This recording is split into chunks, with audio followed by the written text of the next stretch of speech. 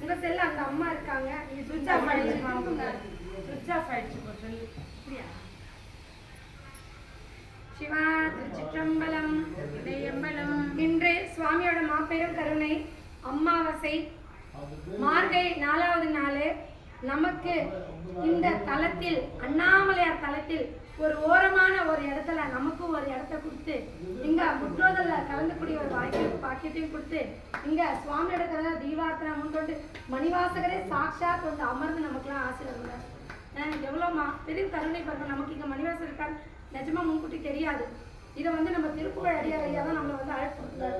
அப்பா வாங்கப்பா நமச்சிவாய அப்பாவே வந்து அமர்க்கணும். அவர் தான் அந்த அழைப்பு கொடுத்தாரு. அவருக்கு யார் அழைப்பதோ அவங்களுக்கு முதல்ல அவங்க பொற்பாதங்களை வணங்கி நன்றி சொல்லிக்கிறோம். இதே போல இந்த திருவாசகம் உலகம் முழுதும் போய் சேர்க்கணும். இதுதான் நம்மளோட ஒரு யாத்திரை. இந்த யாத்திரையில சுவாமியோட ஆசீர்வாதத்தால இதுல எந்த ஒரு தடை இல்லாம இது தொடர்ந்து போய்கொண்டே இருக்கணும்.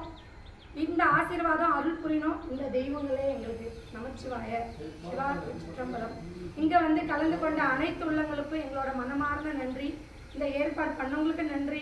இதுல கலந்து கொண்ட பைரவர்களுக்கெல்லாம் நன்றி. அவங்களும் நம்மளோட ஆடி பாடி மகிழ்ந்தாங்க.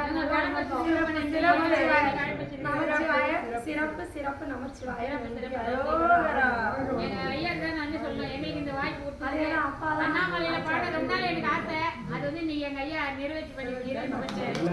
இதுல மூல கருவியா மூல பொருளா மூல கருவியா உருவாக்கி இருக்கிறாரு.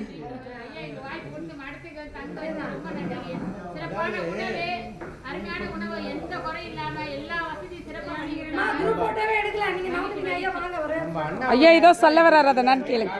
ஒரே நிமிஷம் அவர் சொல்ல வர்றதை நான் கேளுங்க.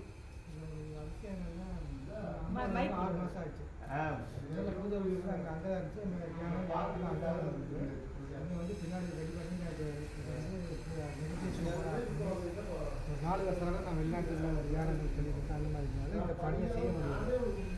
இப்போ அந்த அம்பாவை 6 மாதமாக கொண்டு வச்சுட்டு திருப்பி ரஷ்யா போயிட்டேன். அப்போ இந்த மாணிக்கவாசர் அங்கே இருந்தார். அம்பாள் மட்டும் இங்கே வச்சுட்டு இங்கே இருந்த சின்ன அம்பாள் மகாமேரி கொண்டு வச்சுட்டேன்.